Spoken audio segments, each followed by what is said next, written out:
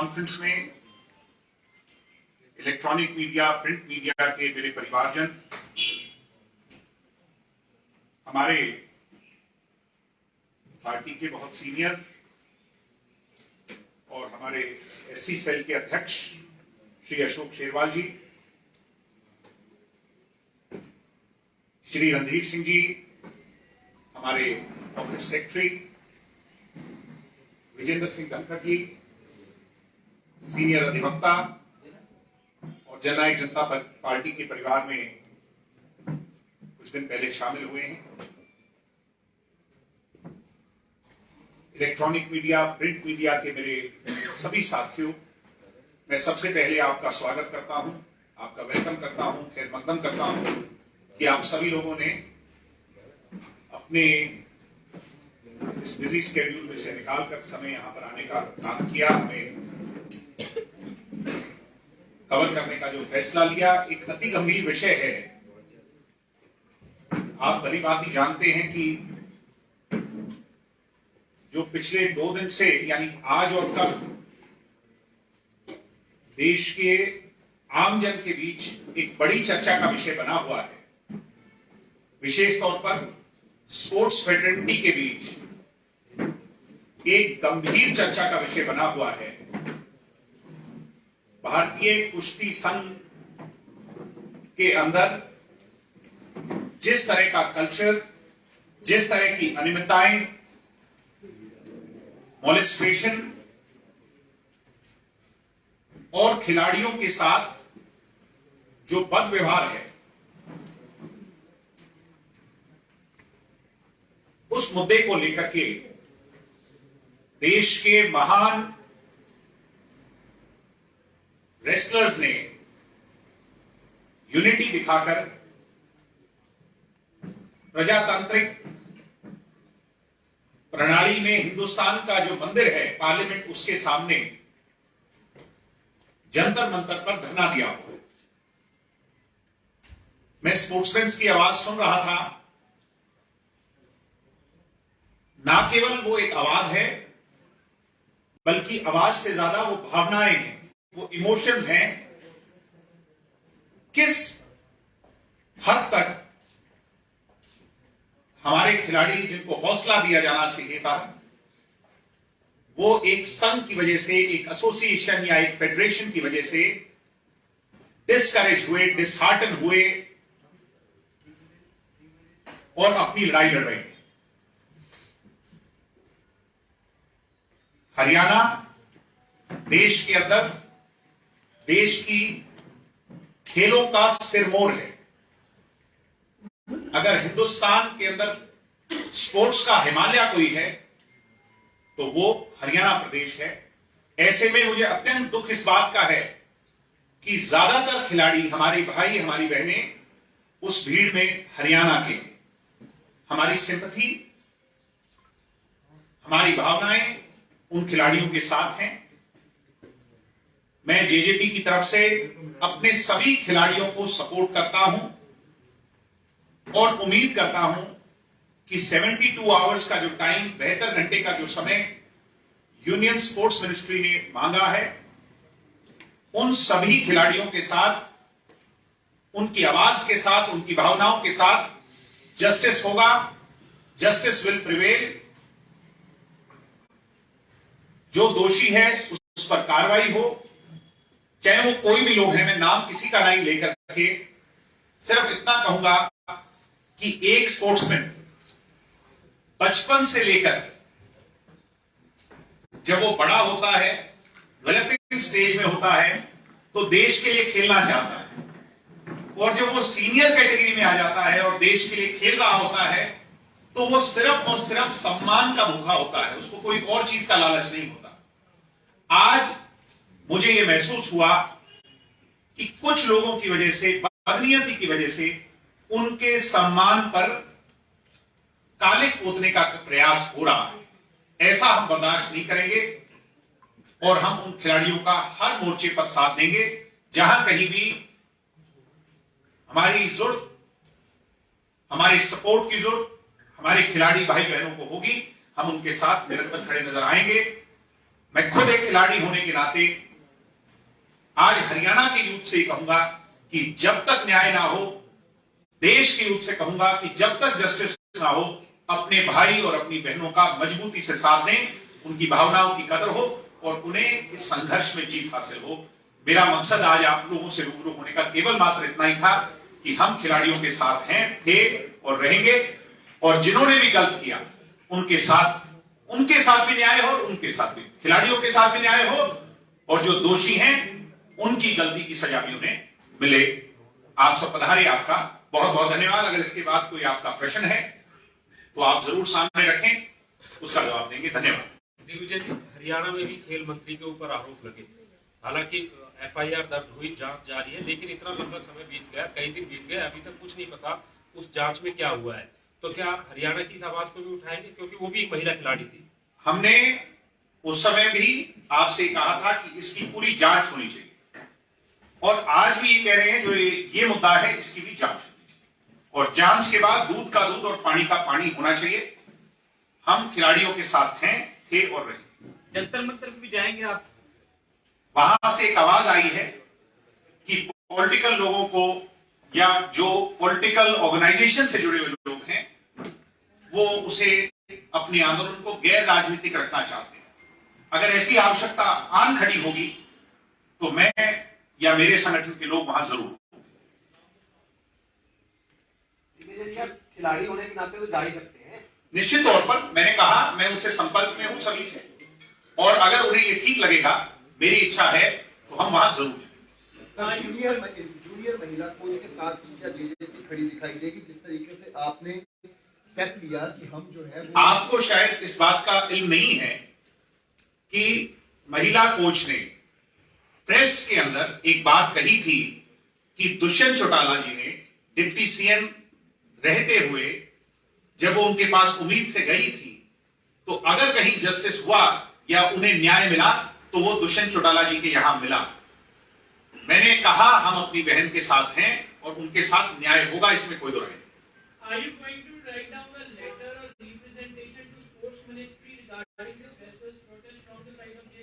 If no action is taken in next 72 hours, definitely Jannayak Janata Party will go ahead with something like that.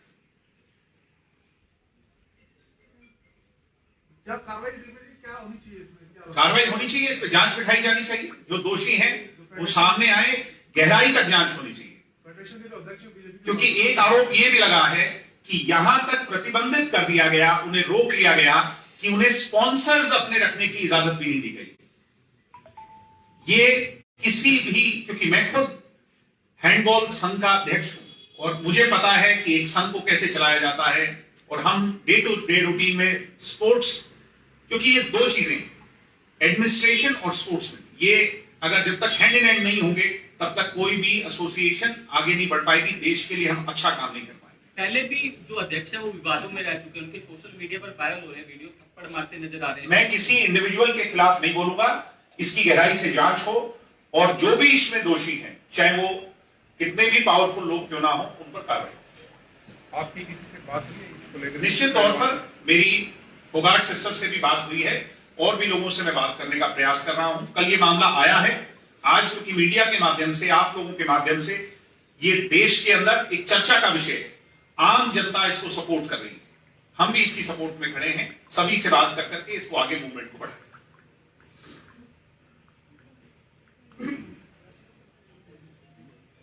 Sandeep Singh मामले में जितना वक्त लग गया, 31 तारीख को एफआईआर हुई थी, आपको लगता है आम मामले उसकी जांच चल रही है, पुलिस ने उस पर एसआईटी बनाई है, और बहुत जल्द उसमें भी सारी बातें सामने।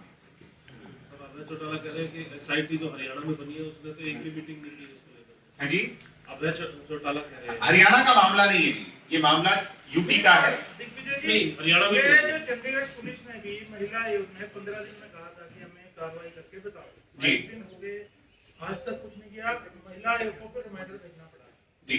चंडीगढ़ पुलिस में आपको लगता है कि इतनी जिस तरह से कार्रवाई बैठी है और सूचना ही नहीं दे रहे हैं किस तरह की प्रदेश सरकार पर? मुझे उम्मीद है कि चंडीगढ़ की पुलिस, यूनियन टेरिटरी की पुलिस, जिसका नाम पूरे देश में है, वो इस मामले को बहुत गंभीरता से संज्ञान में ले रही है, और इन डेप्थ इसकी जांच करा करके उस पर कार्रवाई कर रही है। मुझे ऐसी उम्मीद है अगर ऐसा नहीं होगा तो निश्चित तौर पर जेजेपी जो है इसके खिलाफ भी स्टैंड। सर, संदीप सिंह के खिलाफ खाप पंचायतों ने अल्टीमेटम दिया हुआ है कि 23 जनवरी तक यदि इस मंत्री पद से इस्तीफा नहीं दिलवाया ये जाता खाप पंचायतों का फैसला है। खाप पंचायतें अलग-अलग काम करती हैं, मैं उनके विषय में कुछ नहीं कह सकता। अभय चौटाला ये कह रहे हैं नफे सिंह राठी मामले में अगले दिन एसआईटी जो है वो नफे सिंह राठी के घर पहुंच गई और यहाँ पर जो है इतना वक्त हो चुका लेकिन कोई जांच हुई, उनके घर पर जांच हुई, उनके सभी लोगों से जांच हो रही है, एसोसिएट से जांच हो रही है। कौन कह रहा है नहीं? अगले दिन ही, वहां तो अगला दिन भी नहीं हुआ, जिस दिन गठित हुआ उसी दिन कार्रवाई शुरू हुई। अभय सिंह जी तो सीधे तौर पर अपने प्रदेशाध्यक्ष को बचा रहे हैं, उन्हें प्रोटेक्ट कर रहे हैं, दीवार बनकर के उनके आगे खड़ा होना चाहते हैं। मगर मैं बड़े स्पष्ट शब्दों में कहता हूं कि ये वो जमाना नहीं है। अब ये दीवारें ढाल बनकर खड़ा नहीं हो सकती, अब ये ढह जाएंगी और सच सामने आएगा। किसी का इतनी दुखी हालात में चले जाना, आत्महत्या कर लेना, सुसाइड कर लेना, ये लाइफ का अल्टीमेट स्टेप है। यानी वो व्यक्ति एक तो सीधा हत्या कर देना होता है, वो कितना परेशान होगा जब उसने ये बड़ा और कड़ा कदम उठाया। और अभय जी ये कह रहे हैं कि जजपा की या हमारे किसी एसोसिएट ने, पार्टी के वर्कर ने कैसे और कहां नफे सिंह राठी जी को हानि पहुंचाने का काम किया, वो बताएं खुले को, और अगर नहीं तो वो अपने शब्दों को वापस लें। एक और विषय इन सबसे हटके चल रहा है जी, ये ई टेंडरिंग वाला। जी, सरपंच लगातार विरोध में हैं, मंत्री कह रहे हैं कि ई टेंडरिंग वापस नहीं होगी।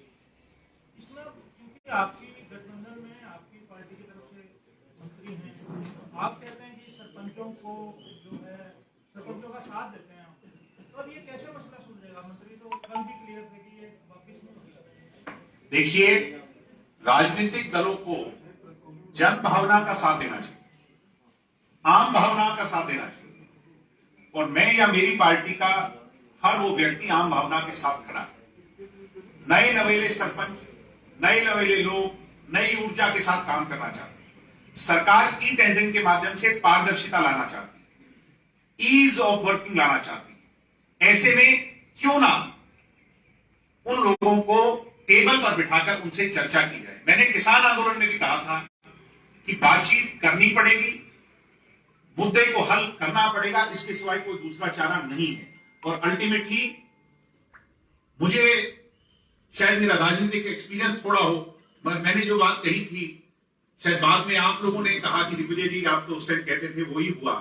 मैं आज भी कह रहा हूं, मेरे से बहुत एक्सपीरियंस लोग आप बैठे हो मेरे दूसरे, मगर मैं कह रहा हूं कि इस मुद्दे को भी हल करना होगा, आज नहीं तो कल, क्योंकि चुने हुए प्रतिनिधि भी हमारे, हरियाणा का हर निवासी, हर प्रतिनिधि हमारा है। मैं इस बात का पक्षधर हूं कि ब्यूरोक्रेसी के हाथ में अल्टीमेट पावर्स नहीं जानी चाहिए। Ultimate power should stay with representatives of the people. ये सरकार तो का आप ब्यूरो पार्टी लेवल पे कोई मंत्री से बात हुई है, अभी इस पे पुनर्विचार करो, टेबल पे बात करवाओ। आपने मंत्री जी ने खुद कहा है कि मैं बातचीत के लिए तैयार हूं। बबली जी ने खुद कहा है कि मैं बातचीत के लिए तैयार हूं। उनको विरोध की बजाय टेबल पर आकर, देखिए ई टेंडरिंग गलत नहीं है, ई टेंडरिंग के अंदर कुछ बिंदु गलत हो सकते हैं, जिससे जैसे उनकी लिमिट है या कोई और विषय है जिससे उनको लगता है कि उनकी पावर्स को रिस्ट्रेन कर लिया गया। क्यों ना ई टेंडरिंग की ही उन पावर्स को बढ़ा दिया जाए, उनकी भावनाओं की भी कदर हो जाए और ई टेंडरिंग भी लगे। लिमिट बढ़ा दी जाए 2 लाख। मैं कह रहा हूं कि सिर्फ एक पॉइंट बता रहा हूं मैं, बाकी और भी पॉइंट हो सकते हैं। सरपंच की तो ज्यादा डिमांड यही है कि हमारी 20 लाख थी, 20 लाख कर दो, उसके बाद टेंडर करो जो। भाई मैं तो इस बात का, मेरा बस चले, मैं तो इस बात का पक्ष हूं 20 भी क्यों, उससे भी ज्यादा होनी चाहिए। 50 करते चुने चुने आपने और मैंने कर दिया तो अभी फैसला कर ले सर। आप उसमें महत्वपूर्ण पार्टी में, सरकार में, सरकार पंचायतों में पैसे डाल रही और इतना पैसा इससे पहले कभी नहीं डाला। सरकार की नीयत साफ है, मनोहर लाल जी की और दुष्यंत जी की, कि हम पंचायतों को पावरफुल बनाएं। ऐसे में जो सरपंच हैं उन्हें लगता है कि हमारी पावर्स हमारी है, उनकी इंडिविजुअल्स की पावर, साइनिंग अथॉरिटी या कलम की ताकत कुछ कम कर दी गई है। क्या उन्हें बैठ करके इसे हल करना नहीं चाहिए? मैं इस बात का पक्षधर हूं, करना चाहिए। मंत्री जी इस बात के पक्षधर हैं, करना चाहिए। विरोध की बजाय उसका हल होना चाहिए। मंत्री जी ने आपने बयान से हट करके एक बयान दिया जब आपने समर्थन किया कि इस पर पुनर्विचार किया जाए, रिस्ट्रेन अगर उनकी कोई कई बार ऐसा होता है कि लैंग्वेज अलग हो सकती है, भावना हमारी एक है। उनका ये कहना था कि ये तालियां बजवाने के लिए बयान किए जा रहे हैं दिग्विजय चौटाला, नैना चौटाला की तरफ से। ऐसा है, तालियां उन्हीं बयानों पर बजती हैं जो लोगों की दिल की आवाज, और मैं कह रहा हूं कि दिल की आवाज की कदर हमें करनी पड़ेगी, आज नहीं तो कल। हम तो सिर्फ दिग्विजय सिंह से ये जानना चाहते हैं, जी। ये सरपंच 20 लाख रुपए की मांग पे पुराने पार्टी के हैं, धनखड़ साहब ने पहले 20 लाख आप भी सरपंचों के साथ हो, मैं भी सरपंचों के साथ हूं, बबली जी भी हैं, दुष्यंत जी भी हैं, मनोहर लाल जी भी हैं, पूरी सरकार नहीं, है। वो सारा देश उनके साथ है, जी। लेकिन वो कह रहे हैं 20 लाख तो प्रभाव हमारी। तो जेजेपी के महासचिव से मैं पूछ रहा हूँ, क्या सरपंचों की 20 लाख की डिमांड टेंडर से मैं कह रहा हूं आप 20 तक ही क्यों सोच रहे हो? नहीं तो हम तो रिप्रेजेंटेटिव्स को अल्टीमेट पावर देने के पक्ष में।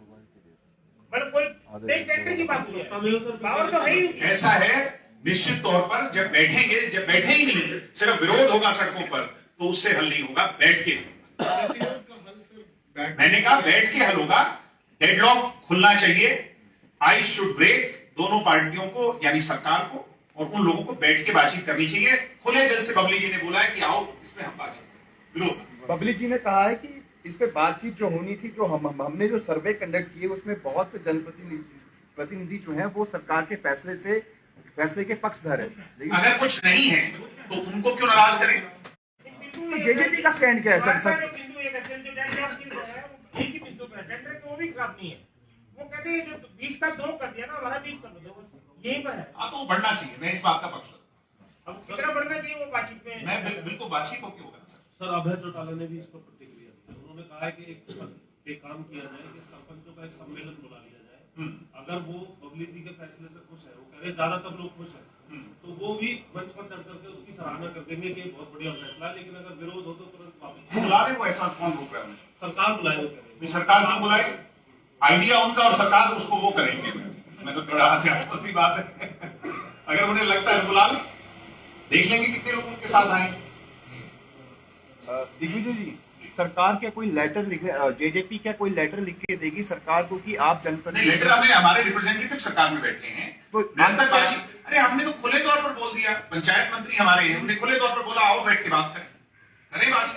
चलो क्योंकि मंत्री भी जेजेपी से हैं, तो विद इन पार्टी बुला के भी तो उनके बात। मैं आपकी बात से सहमत हूं, मगर बातचीत किससे होगी? मंत्री जी की रिप्रेजेंटेटिव से या ग्रुप ऑफ रिप्रेजेंटेटिव से? मैं कह रहा हूँ कि पहले पार्टी ने फैसला करना कि जेजेपी। पार्टी का तो फैसला मैंने बता दिया कि मैंने आपको कहा कि लोगों की भावनाओं की कदर होनी चाहिए। तो ये अपने मंत्री को बता दिया। भाई मंत्री भी तो लोगों की भावनाओं की कदर से जीत के आए हैं। नहीं, अब पार्टी के अंदर बैठे। भाई पार्टी के अंदर ये स्पष्ट है कि लोगों की, जनप्रतिनिधियों की भावनाओं की कदर होनी चाहिए, हम उनके साथ। अच्छा, वो जो बुढ़ापा पेंशन वाले जो 30 थी वो दूर हुई? जल्दी हो जाएगी, बहुत जल्द होगी, इस साल तो बढ़नी चाहिए। और मैंने ये कहा कि अगर 5100 पेंशन होगी, मैं फिर कह रहा हूं, अगर 5100 पेंशन होगी इन वर्बेट, अगर 5100 पेंशन होगी तो सबसे ज्यादा खुशी हमारे बूढ़े बुजुर्गों को होगी, हमारी महिलाओं को, माताओं बहनों को होगी, हमारे बुजुर्गों को होगी। उससे ज्यादा खुशी जेजेपी और बीजेपी को होगी, उससे ज्यादा खुशी दुष्यंत चौटाला जी को और मनोहर लाल जी को होगी। तो जब सारे हो जाए तो रोड़ा क्या है, क्या उसको करनी चाहिए? और आप नहीं बढ़ गए, जब खुशी होगी तो बड़ा क्यों नहीं रहते? भाई वो तो आप उनको देख रहे हैं ना, उनको खुशी कब चाहिए, वो तो मनोहर लाल जी और दुष्यंत जी को तय करना है। हमें बुजुर्ग को खुश करना है, उनकी 5100 पेंशन करनी। ये मैं जवाब आपको तब जरूर दे पाता जब जेजेपी की 45 सीट या प्लस सीट 40 सीट। आज दोनों को सामान्य में बना करके उसको आगे ले जाना। हो सकता है उनकी अलग ऑब्जर्वेशन हो, हमारी अलग हो, मगर मेरी ऑब्जर्वेशन साफ कि 5100 होगी या 6100 होगी या 7100 होगी तो बूढ़ा बुढ़िया खुश होंगे। और अगर नहीं होगी? जेजेपी बीजेपी का हर कार्यकर्ता खुश होगा, मनोहर लाल जी खुश होंगे और दुष्यंत जी खुश होंगे। ये तो खुशी खुशी की बात हो गई, वो कोई दावा तो नहीं होती। अब खुशी के लिए तो सारा रोड़ा है, सारे खुशी होना चाहिए, दावा तो होती ही नहीं ना। हो जाएगा, जल्दी हो। डबल बढ़ेंगे तो आप 250 रुपए बढ़कर बिल्कुल बढ़ेंगे, बिल्कुल बढ़ेंगे जी, बिल्कुल बढ़ेंगे, बिल्कुल डबल भी, उससे भी ज्यादा की। हम डबल की बात नहीं, हम तो उससे ज्यादा की। पिछले साल तो बढ़ेगी ना। भाई नहीं बढ़े, कोई सरकार पर बहुत बोझ है। मैंने कहा कि सरकार की मैनेजमेंट वो होनी चाहिए कि एक जगह से निकाल कर कहीं कुछ कम कर इधर ज्यादा कर, क्योंकि सबसे बड़े हमारे सीनियर सिटीजन, सबसे इंपॉर्टेंट हमारे सीनियर सिटीजन चौधरी देवीलाल जी की जो थ्योरी है वो सीनियर सिटीजन से शुरू होगी कि वहां से शुरू होगा तो परिवार अपने आप खुश हो। तो ये अभी 29 की जो रैली है बीजेपी की, उसमें भी जेजेपी तो साथ में नहीं है अगर निमंत्रण आएगा तो जरूर साथ में ही। नहीं, एक तो बीजेपी जेजेपी ने संयुक्त रैली करनी थी, वो अभी हम करेंगे, वो भी मार्च वो मार्च में ये तो पहले बीजेपी की जी। उनकी लोकसभा के हिसाब से शायद संगठन की रैली हो रही है, फरीदाबाद में हुई और ये सेकंड हुई जितना मुझे क्या। और जेजेपी का अगर प्लानिंग क्या है स्टेट रैली तो होगी। ये हमारी जो है इंटरनल मीटिंग्स निरंतर जो है ये जिला परिषद के चुनावों के दौरान चल रही हैं और डॉक्टर अजय सिंह जी चौटाला हमारे नेशनल प्रेसिडेंट अगले महीने फरवरी के अंदर पार्टी की जनरल बॉडी की मीटिंग बुलाएंगे और उसके बाद चुनावी गेयर जो है वो लगा करके आगे बढ़ेंगे। तो कोई यात्रा तो नहीं निकाल रहे, क्या पता निकालें, तो प्लानिंग में चलता रहता है, आईना भी निकाल दिए, सबको हक है, सबको हक है। और प्रहलाद टुडू भी निकाल रहे हैं, मगर